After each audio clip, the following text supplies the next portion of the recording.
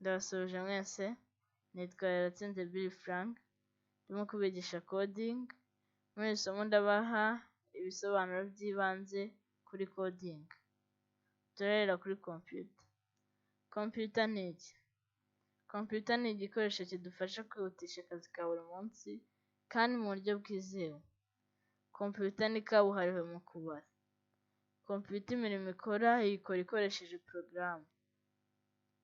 Ibindi bikoresho bikoresha porogaramu, aha twavuga nka telefone, robot, imodoka, indege, ibikinisho n'ibindi. Urugero rwa porogaramu hari game, calculator, word, excel n'izindi. Computer ikora ite? Computer ikoresha amakode 0 na 1. 0 na 1 nibyo bita machine language cyangwa binary.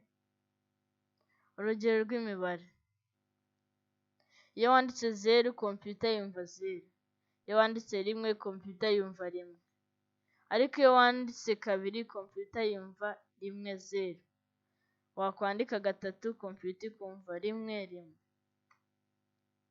Urugero rw'inyuguti: buri nyuguti igira umubare uyiranga, ni ukuvuga iyo wanditse A computer yo yifata nka 65, bityo ikayakira nka 1 0 0 0 0 0 1.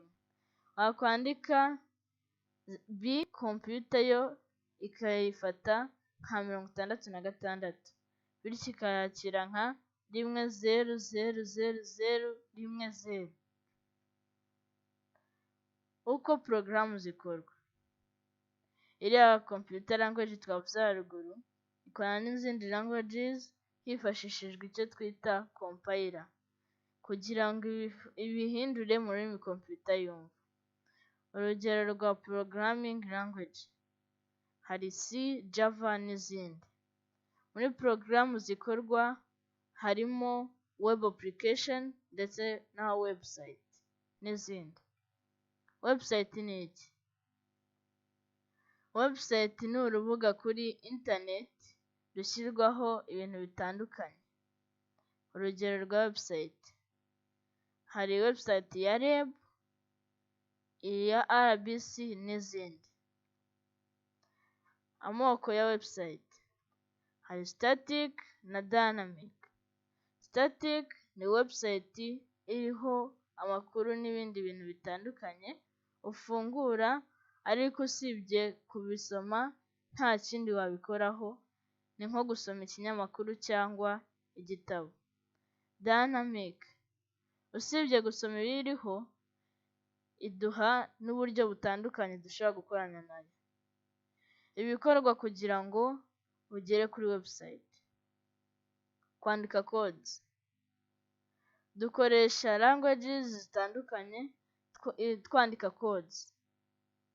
Iyo ukora static website, HTML na CSS languages zirahagije. Iyo ukora dynamic website ushobora gukoresha HTML, CSS, PHP, MySQL, JavaScript n'izindi. Kwandikisha website: iyo umaze kwandika codes website uyirangije hakurikiraho kwandikisha izina ryayo, aribyo bita domain name. Bakanakubikira website n'ibyo uzajya uyishyiraho byose, aribyo bita hosting. Ibi bikorwa n'ibigo byabugenewe nka AOS.